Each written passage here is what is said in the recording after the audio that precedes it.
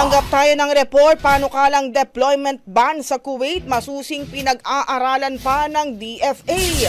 Brigada Maricar Sargan, i-brigada mo! Brigada!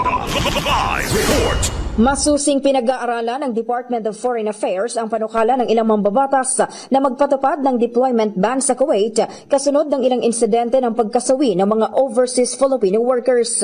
Sa bagong Pilipinas program, sinabi ni DFA Secretary Enrique Manalo na nagsasagawa ang DFA kasama ang Department of Migrant Workers ng pagsusuri upang matukoy ang mga posibleng epekto ng deployment ban sa mga OFWs.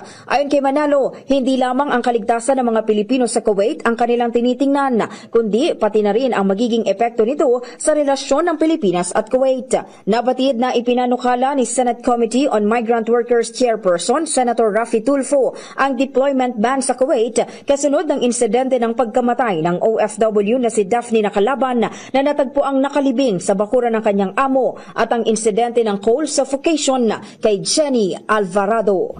In the heart of changing lives, ito si Brigada Maricar Sargan ng 105.1 Brigada News of Manila, the Music and News Authority. Ronda Brigada! Ang bahaging ito ay hatid sa atin ng Standout ES4 Capsule. Simulang tuparin ang pangarap ng iyong anak. And stunting now!